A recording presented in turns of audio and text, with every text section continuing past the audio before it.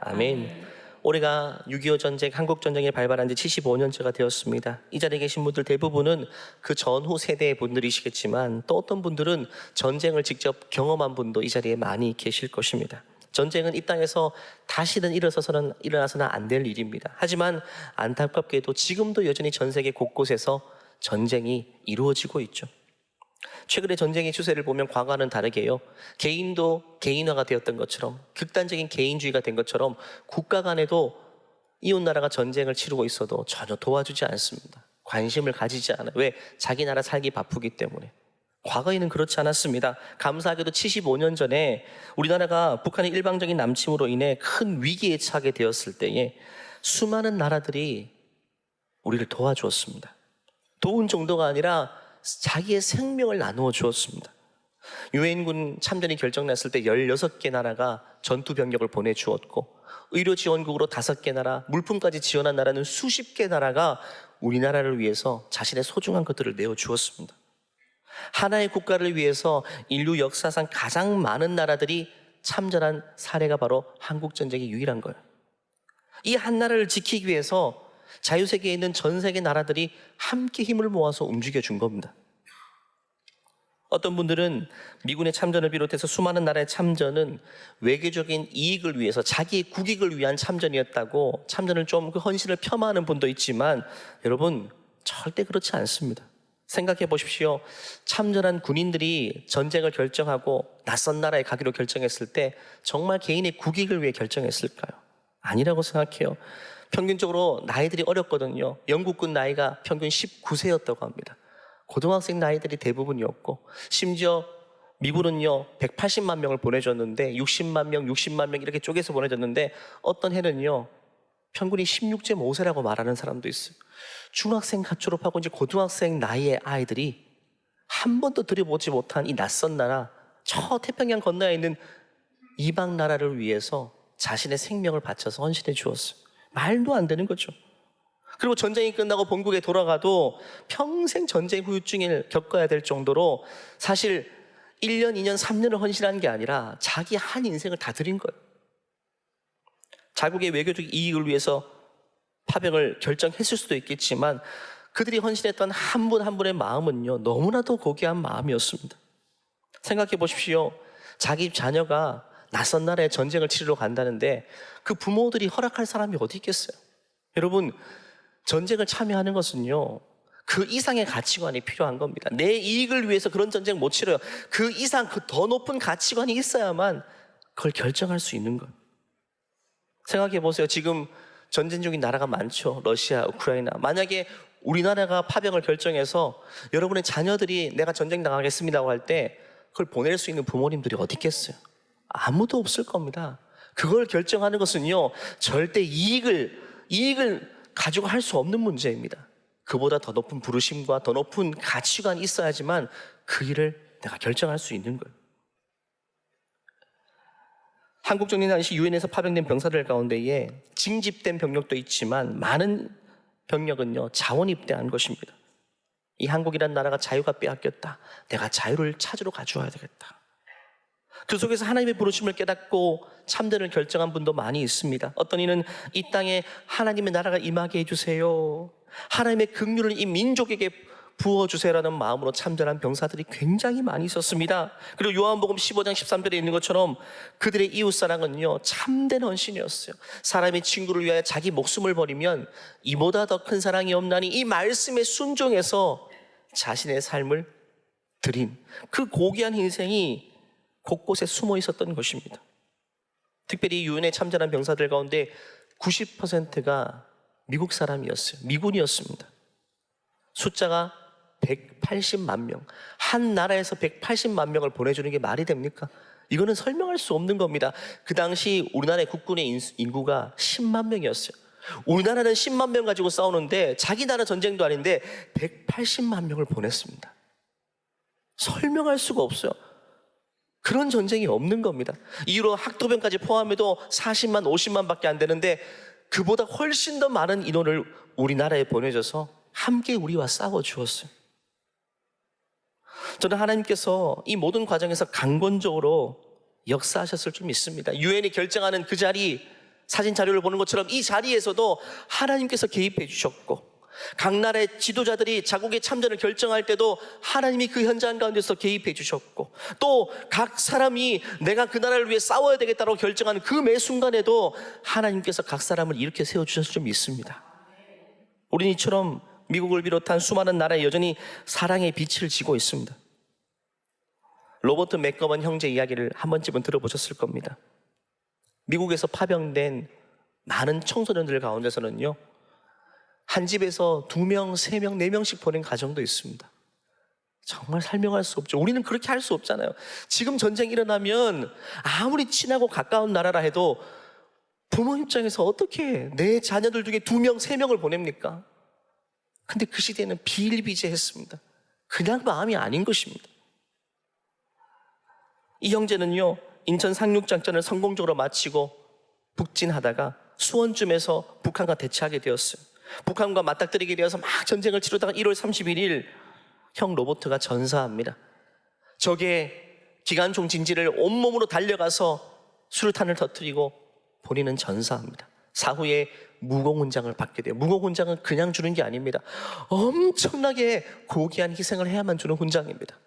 그리고 그로부터 열흘 뒤에 비슷한 지역에서 그 동생도 똑같이 적진을 향해 달려가다가 자신의 몸을 사망하고 말아요. 그도 은성 훈장을 받게 됩니다. 워싱턴 알링턴 국립묘지에 가면 이 형제의 묘소가 나란히 이렇게 세워져 있습니다. 이 집은 사랑하는 두 아들을 함께 잃게 되는 감당할 수 없는 아픔을 겪게 되었습니다. 이처럼 참전한 병사들과 그의 가족은 이름도 듣도 보지 못한 이 코리아라는 작은 나라를 위해서 자신의 가장 소중한 것들을 내어주었던 것입니다. 그리고 참전한 용사들이 전쟁이 끝나고 나서 어떤 생각을 했을까요? 저 코리아라는 나라 다시는 생각하기 싫다. 왜? 내 전우들을 묻은 곳이기 때문에 그 전쟁의 참상이 생각나서 다시는 생각하기 싫다. 이렇게 했을까요? 아닙니다. 그때부터 이 나라를 위해서 계속 기도하는 거예요. 해마다 국가보훈처에서는요, 참전 용사들과 그 가족들을 초청해서 시간들을 가지죠. 그분들이 인천공항에 떨어지면 그 광경을 보고 감동을 받아요. 그 자리에서 주저앉아서 눈물을 펑펑 쏟는 분들도 계십니다. 왜냐하면 그분들이 1953년 전쟁이 끝나고 철수할 때 이 대한민국 땅이 어땠는지를 봤잖아요. 돌 위에 돌 하나도 남겨지지 않을 정도로 완전히 황폐했던, 식물도 자라지 않을 것 같은 나라라고 표현하죠. 뭐 씨 하나 심어도 식물조차 자랄 수 없는 나라처럼 황폐했던 나라인데, 몇십 년 뒤에 꿈에 그리던 나라에 와보니까 이렇게 아름다운 나라가 되었어요. 그리고 대부분 공통적으로 말하는 게 뭐냐면, 가장 감동받는 포인트는요, 이 땅에서, 대한민국에서 해맑게 웃고 있는 어린 아이들, 그 환한 표정을 보고 눈물을 펑펑 쏟습니다. 왜냐하면 전쟁 시대 때요, 대한민국에서 아이들이 웃는 모습을 본 적이 없대요. 엄마를 잃고 아빠를 잃고 엄마 아빠 시신 곁에서 펑펑 울 고아가 된 아이들만 보았고, 먹을 것이 없어서 깡 말라서 누구도 챙겨주지 않아서 파리가 온몸에 들러붙은, 그러면서도 아무도 도와주지 않는 그런 열악한 상황과 있는 모습을 보고 떠났는데, 몇십 년 만에 돌아와 보니까 이 나라가 이렇게 된 거예요. 그렇기 때문에 내가 헌신한 것, 내 젊음을 쏟아부은 것, 한평생 전쟁 후유증으로 고생한 것이 하나도 아깝지 않다라고 이야기하면서 보람을 느끼는 거예요. 우리나라는 이처럼 가장 큰 위기의 순간에 가장 큰 사랑받았습니다. 지금도 참전한 용사들 집에 가면 태극기가 예외 없이 걸려 있어요. 이 나라를 위해서 끊임없이 생각하고 끊임없이 기도하는 거예요. 우리나라가 이처럼 가장 어려운 그 순간에 우리는 가장 큰 사랑을 받은 것입니다. 오늘 본문에 예수님께서 강도 만난 이웃의 예화를 들어주실 때에 마치 그 예화에 등장하는 강도 만나서 죽을 위기에 빠진 그 모습, 그 개인의 상황이 1950년도 우리나라가 맞이한 딱 그 상황이었던 것입니다. 누가 돕지 않으면 스스로 살아날 수 없는 상황이었던 것입니다. 우리 30절 말씀을 읽어볼까요? 시작. 예수께서 대답하여 이르시되 어떤 사람이 예루살렘에서 여리고로 내려가다가 강도를 만나매 강도들이 그 옷을 벗기고 때려 거의 죽은 것을 버리고 갔더라. 예루살렘에서 여리고로 내려가는 길에서 강도를 만났는데요, 다 빼앗기고 뿐만 아니라 흠신 두들겨 맞아서 생명마저 거의 위태롭게 된 것입니다. 지금 이 강도 만난 이웃이 맞이한 상황이 1950년 한국전쟁을 맞이한 대한민국의 상황과 딱 겹쳐지는 겁니다. 우리나라는요, 그 누구에게도 피해를 줄 리 없는 착한 나라였죠. 그냥 선량한 한 사람이었어요. 오늘 여호와에 등장하는 그냥 한 사람이 길을 가고 있었을 뿐입니다. 하지만 스스로를 지켜낼 만한 힘은 없었던 나라입니다. 지켜야 될 식솔들은 많았지만 나쁜 강도가 의도적으로 접근할 때는 스스로를 지킬 수 없는 연약한 존재였던 것이죠. 게다가 이 강도가요, 한 명이 아니라 떼거지로 달려들고 오래전부터 치밀하게 계획했던 것이라면 절대로 그걸 피할 수가 없는 상황이었던 것입니다. 북한 공산당은요, 소련과 중국과 오래전부터 전쟁을 모의해 왔습니다. 갑자기 일으킨 전쟁이 아닙니다. 김일성은 이미 오래전부터 스탈린을 찾아가서 전쟁을 승낙해달라고 여러 차례 요청했지만 스탈린은 미국 눈치 때문에 승낙을 못했어요. 왜? 미국은 핵무기가 있었으니까. 근데 1949년 8월 소련도 핵실험에 성공하고 핵무장이 된 거예요. 그때 김일성은요, 그 틈을 놓치지 않고 또 찾아가서 이제는 전쟁을 승낙해달라. 스탈린 도장을 찍고 탱크를 비롯해서 엄청난 물자를 보내주면서 전쟁을 승인하게 돼요. 이처럼 북한의 남침은요, 강도 한 사람의 공격이 아닙니다. 여러 나라들이 힘을 모아서 오래전부터 모의하고 계획한 철저한 계획 속에 이루어진 그런 강도질이었기 때문에 선량한 시민 같은 대한민국은요, 그냥 갈 길을 갔을 뿐인데 그냥 당할 수밖에 없었어요. 일방적으로 두드려 맞았습니다. 6월 25일 새벽에 북한의 기습적 남침으로 인해서 3일 만에 서울이 함락되죠. 함신 두들겨 맞고 수도가 함락되었다는 것은 이제는 생명이 이제는 경각에 달렸다는 것을 말하는 겁니다. 이대로 놔두면 죽을 것이 뻔했습니다. 며칠만 더 있으면 이제는 가능성이 없어요. 그런데 감사하게도 오늘 본문에서 등장하는 것처럼 마침 그 길을 지나가고는 사람이 있었어요. 31절 32절 읽어볼까요? 시작. 마침 한 제사장이 그 길로 내려가다가 그를 보고 피하여 지나가고 또 이와 같이 한 레위인도 그곳에 이르러 그를 보고 피하여 지나가되. 때마침 사람들이 지나갔어요. 희망적인 생각도 들었어요. 특별히 제사장, 레위인, 하나님이 구별하여 세우신 누군가를 돕도록 세우신 사람들이에요. 이제는 됐겠다라고 싶었는데 아니었습니다. 지나갔어요. 오늘 본문 보니까 그냥 피해서 지나갔대요. 피해서 지나가 버렸대요. 눈으로 보았지만 내가 도와주지 않으면 안 되겠다 싶은 생각이 들었지만 피해서 돌아가서 지나갔습니다. 여러분, 예루살렘에서 여리고로 가는 길은 27km 긴 여정이고요, 해발도 1000m 이상 차이가 납니다. 거의 절벽을 내려가듯이 내려가는 길인데 거기는 대부분 절벽 지역이기 때문에 강도들이 단골로 출몰하는 지역입니다. 그렇기 때문에 이 길은 뒤도 돌아보지 않고 빨리 가야 되는 길이에요. 누군가를 내가 지금 도와준다면, 길을 멈춘다면 나도 함께 어려움을 당할 수 있기 때문에 제사장도 레위인도 하나님이 구별하여 세우신 사람들이지만 그냥 지나쳐 가버린 겁니다. 물론 마음에서 양심의 소리가 들렸을 거예요. 걸음을 멈춰라, 도와줘야 된다. 하지만 그걸 무시해버리고 자기 길을 갑니다. 우리나라가 북한의 남침을 받고 서울까지 빼앗기고 며칠 만에 8월 초가 되면 낙동강 전선까지 내려오게 되죠.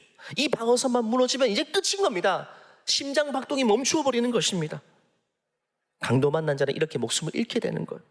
근데 그때 도울 수 있는 힘이 있는 나라들은 방관했어요. 처음에는 방관했어요. 지나치고 지나쳤습니다. 레위인이, 제사장이 지나간 것처럼 말입니다.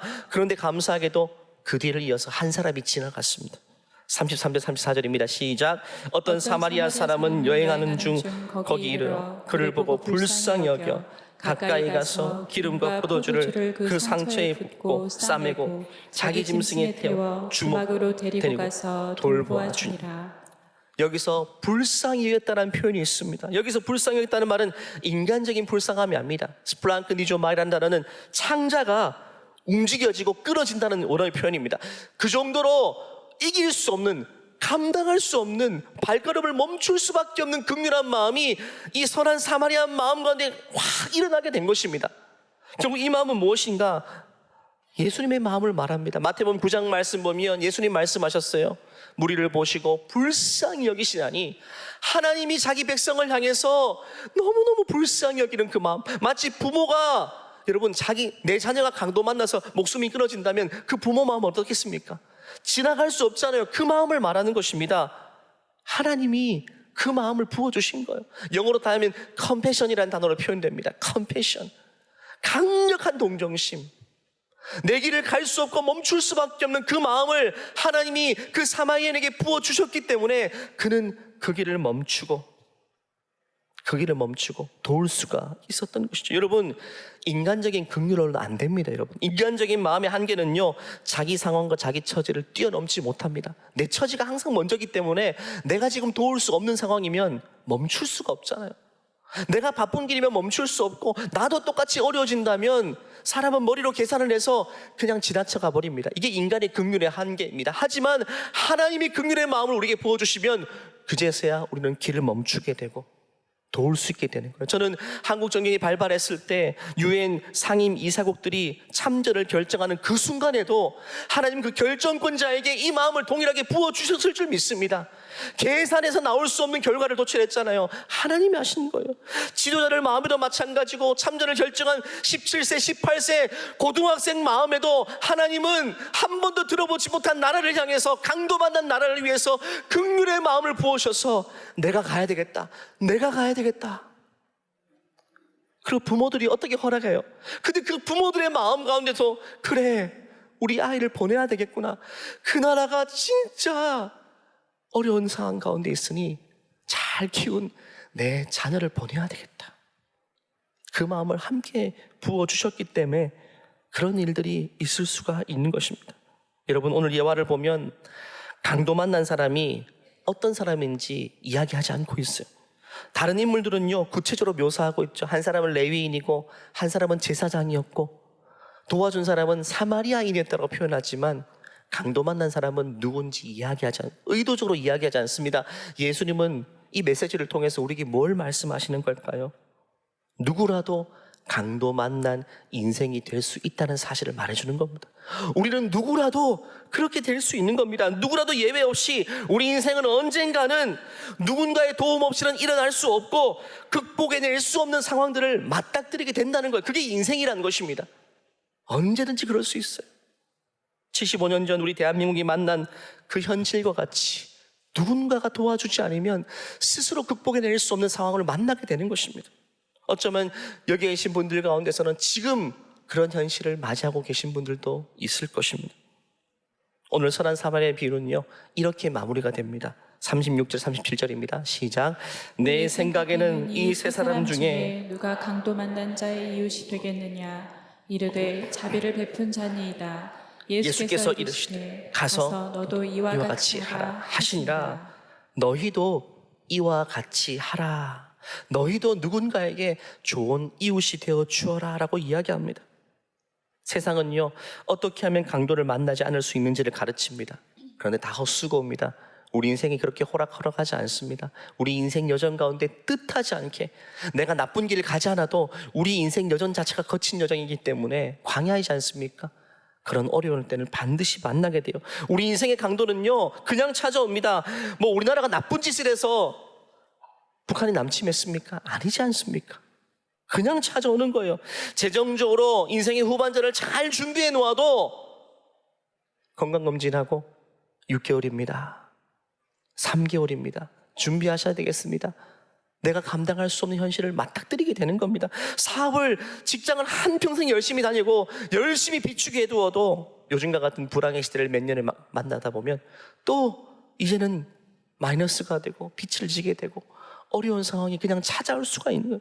그냥 인생이 그렇다는 것입니다. 그렇기 때문에 우리가 사실 누군가를 돕는다는 것은요, 내가 누군가를 돕는다는 것은 결국에는 나 자신을 돕는 것과 똑같아요. 미래에 있을 내 모습을 돕는다고 생각하면 정확한 표현입니다. 지금 어려움에 빠진 누군가를 돕는 것은요, 미래에 존재할 내 모습을 돕는 것과 똑같은 것입니다. 잠언 19장 그걸 말하고 있습니다. 가난한 자를 불쌍히 여기는 것은 여호와께 구워드리는 것이다. 오직하면 이런 표현을 쓰셨겠어요. 그의 선행을 그에게 갚아주시겠다. 지금 내 주위에 있는 위로가 필요하고 도움이 필요한 강도 만난 것 같은 어려움 빠진 영혼들을 향해서 내 걸음을 멈추고 무언가 흘려보내주고 도와주고 있다면 훗날 그것이 하나님께 기억한 바가 되어서 나가 똑같은 어려움을 만났을 때 하나님이 또 누군가를 일으켜 세우셔서 나를 돕도록 하신다는 거예요. 예수님도 누가복음에 이렇게 말씀하셨습니다. 주라, 그리하면 너에게 줄 것이니 곧 후히되어 누르고 흔들어 넘치도록 하여. 우리는 하나를 도웠을 뿐인데 하나님은 나중에 흔들어 넘치도록 우리에게 주겠다고 말씀하세요. 내가 하나의 도움을 주면 그것이 흘러 넘쳐서 10개의 도움으로 찾아오게 된다는 거예요. 그래서 이렇게 말씀하십니다. 너희가 헤아리는 그 헤아림으로 너희도 헤아림을 받게 될 것이다. 우리가 지금 누군가의 마음을 만지고 헤아려 주고 있다면 우리도 어려운 상황에 있을 때에 하나님은 그 누군가를 통해서 우리의 마음을 헤아리게 할 것이다 라고 말씀하십니다. 우리는 그 마음을 같이 경험해야 되는 것입니다. 일주일 전에 범민족 연합 통일 축제가 있었습니다. 그 자리를 통해서 많은 탈북민들, 통일민들 참여해서 통일 한국을 위해서 기도하고 우리 교회에서도 많은 분들이 참여해서 함께 기도했습니다. 거기서 가슴 아픈 사연을 듣게 되었습니다. 북에서 넘어오신 한 통일민 자매님께서 편지를 읽었는데 그 편지는 자녀에게 보내는 편지인데 지금 자녀가 어디 있는지 몰라요. 5살짜리 아이를 두만강 건너서 탈북을 했는데 중국에서 너무 험한 꼴을 당해서 생이별을 하게 되어서 20년이 넘는 지금까지 그 딸이 어디서 어떻게 커가는지 소식을 들을 수 없어서 그냥 어디 있을지 모르는 딸을 위해서 가슴 아픈 사연을 읽는 편지글이 있었습니다. 저는 한국전쟁 이후에 오랜 세월의 분단의 아픔을 가장 많이 겪고 있는 것이 통일민이라고 생각해요.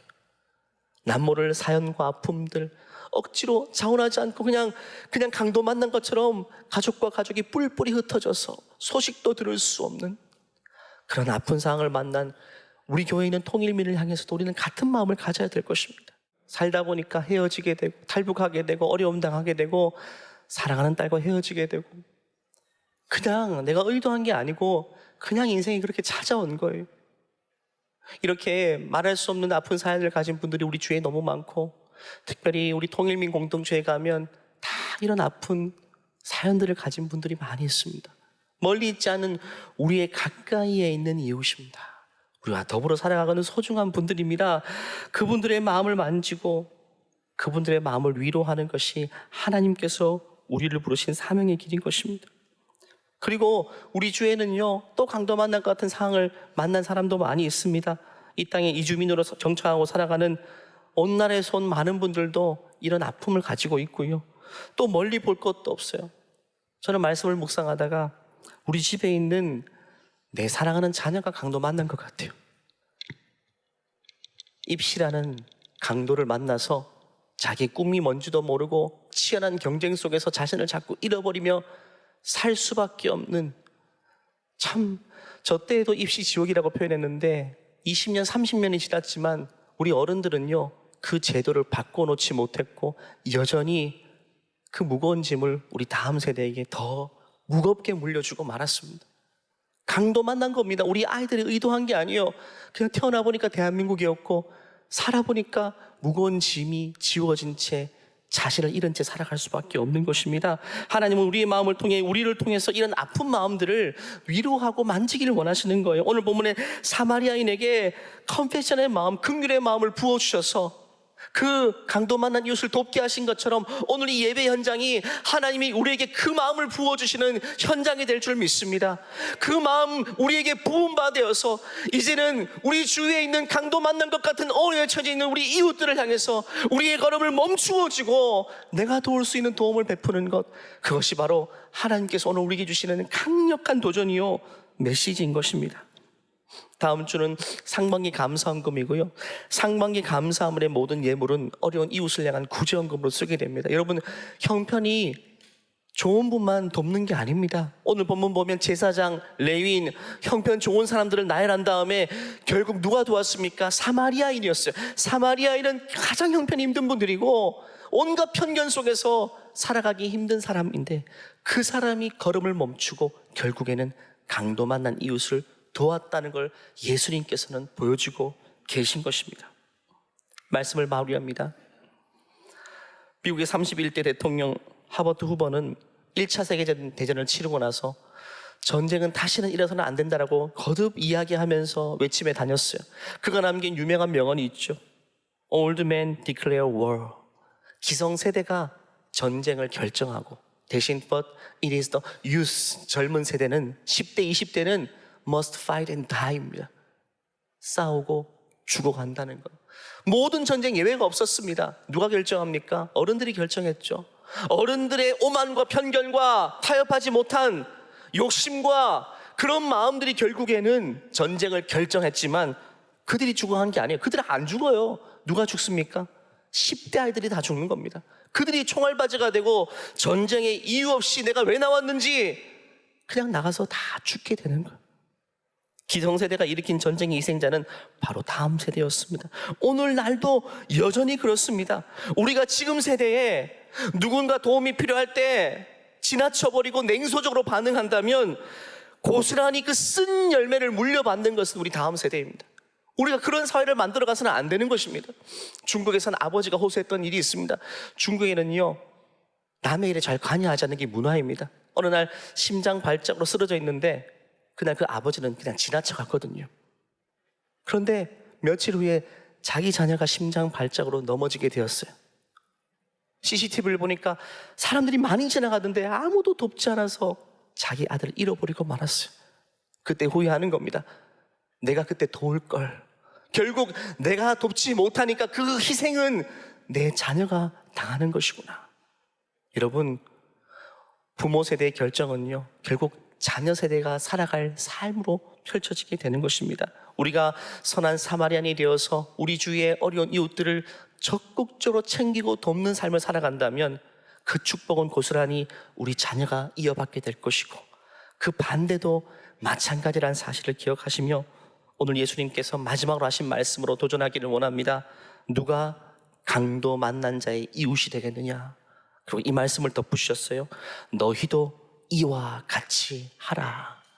이거는 여러분 명령입니다. 주님 우리에게 명령하십니다. 너희도 이와 같이 하라. 레위인 제사장이 아닌 이 선한 사마리아인처럼 너희도 반드시 이와 같이 하라고 말씀하셨습니다.